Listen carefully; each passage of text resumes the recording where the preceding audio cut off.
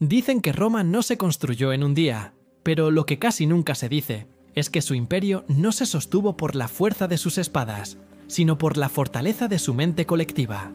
Las legiones romanas no eran solo máquinas de guerra, eran el resultado de una disciplina psicológica casi perfecta, diseñada para vencer antes de que comenzara la batalla. En este video exploraremos cómo el poder mental fue, en realidad, el arma más poderosa de Roma. Antes de continuar, recuerda que si te suscribes al canal El Espejo de la Mente, nos estarás apoyando para poder seguir creando más contenidos sobre psicología, filosofía y la mente humana. La guerra en Roma era un asunto de la mente tanto como del cuerpo. Los generales romanos entendían que dominar al enemigo pasaba primero por dominar el miedo, la duda y la ansiedad. En un ejército que podía marchar durante días, luchar bajo el sol abrasador o en el barro más hostil, la resistencia mental era lo que mantenía viva la victoria. El estoicismo jugó un papel fundamental. Filósofos como Séneca o Epicteto influían no solo en los ciudadanos, sino también en los líderes militares. La idea de aceptar el destino, mantener la serenidad ante la adversidad y actuar con virtud convirtió a muchos soldados en modelos de autocontrol. La batalla se libraba dentro antes de librarse fuera. En la mente romana, el miedo era un enemigo que debía ser destruido. Cada legionario era entrenado para ver la muerte no como un final, sino como parte del deber. La muerte no asustaba a quien había aceptado que su vida pertenecía a Roma. Esa renuncia emocional les otorgaba una ventaja psicológica incomparable frente a enemigos más numerosos pero menos disciplinados. El secreto de su estrategia mental estaba en la anticipación. Los generales, como Julio César o Escipión el Africano, estudiaban no solo la táctica del enemigo, sino también su temperamento. Analizaban sus costumbres, sus miedos y sus puntos débiles emocionales. Ganar significaba quebrar la mente del adversario antes de que empuñara su espada. Roma entendía que la guerra era un teatro y que cada batalla debía ser una puesta en escena. Las formaciones cerradas, los tambores, los estandartes, las órdenes al unísono. Todo era parte de un espectáculo diseñado para infundir pavor. La guerra psicológica se convertía en arte. Los enemigos no solo veían un ejército, veían una voluntad colectiva que parecía inquebrantable. El orden mental del ejército romano se reflejaba en su estructura social. La jerarquía, la obediencia y el sentido del deber formaban parte de su identidad cultural. Nadie actuaba por impulso. Cada decisión pasaba por la mente antes que por el instinto.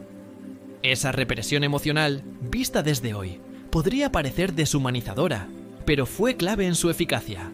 En la psicología moderna, se hablaría de resiliencia cognitiva, la capacidad de mantener la claridad bajo presión. Los romanos la desarrollaban desde la infancia, en la familia, en la educación y en la religión.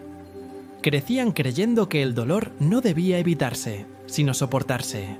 En ese sufrimiento voluntario residía su superioridad mental.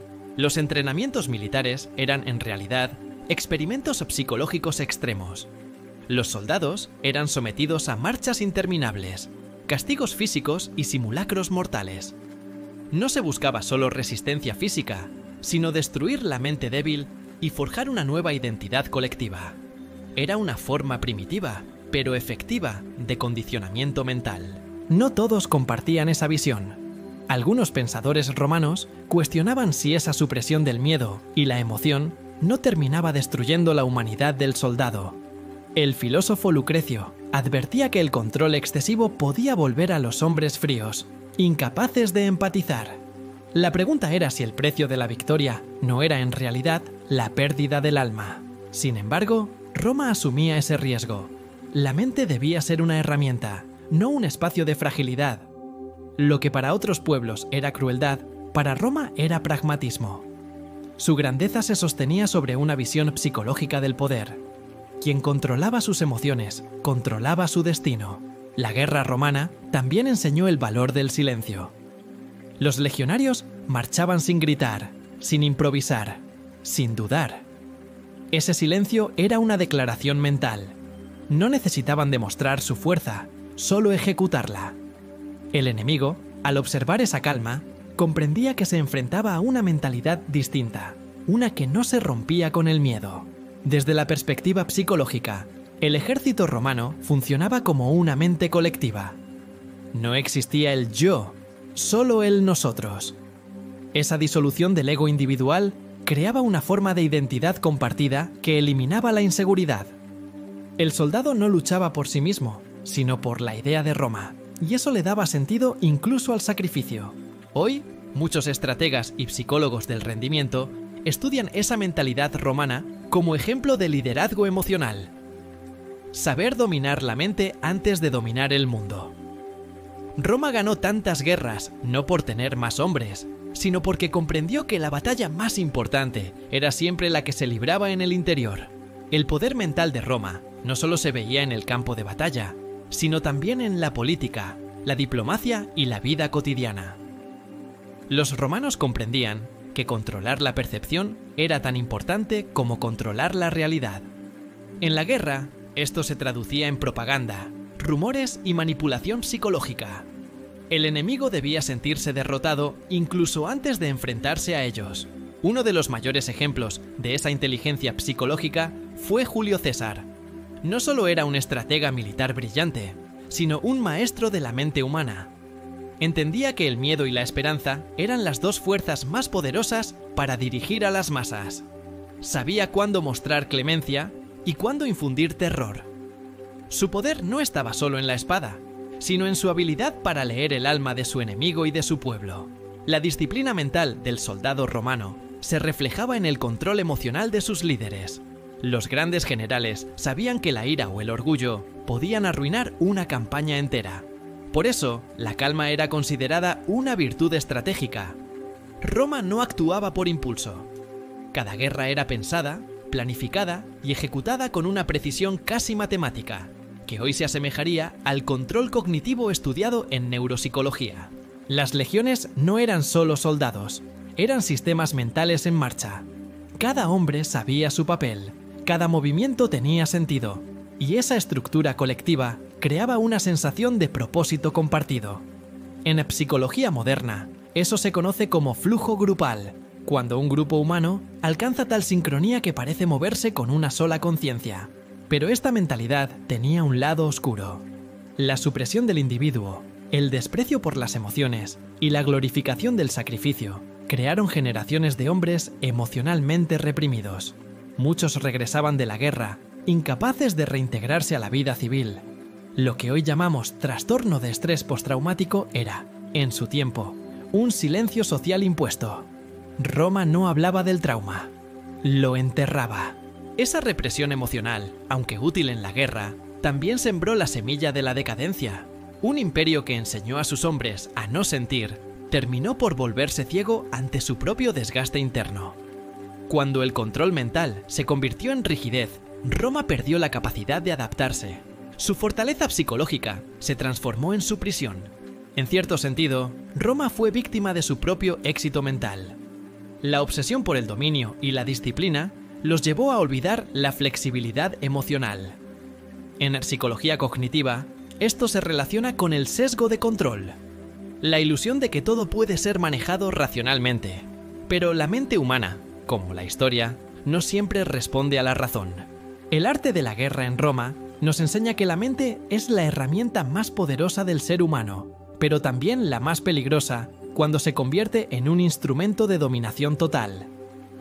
Su grandeza consistió en entrenar la mente para resistir el miedo, pero su caída comenzó cuando esa misma mente dejó de cuestionarse a sí misma. Muchos líderes actuales estudian los principios romanos de estrategia y control mental.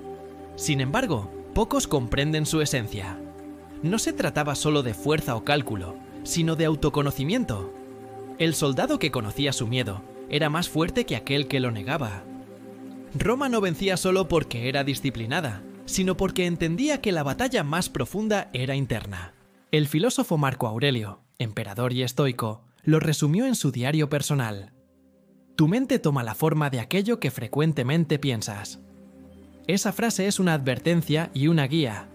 Roma moldeó su mente en torno al poder, y, como resultado, todo lo que creó terminó girando en torno a esa idea. La mente, cuando se obsesiona, construye su propio imperio y su propia ruina.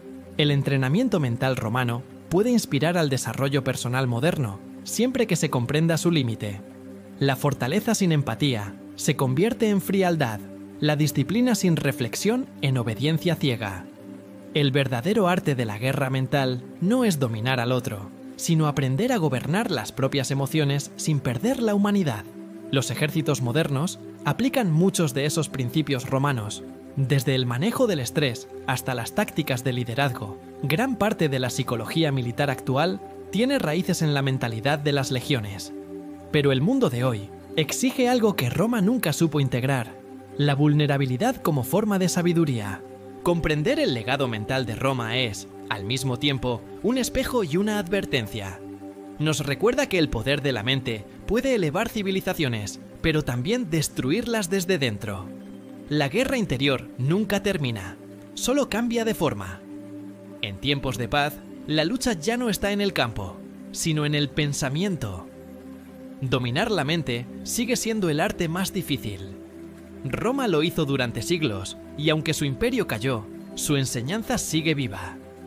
Quien controla su mente puede soportar cualquier batalla, pero quien la ignora termina siendo su propio enemigo.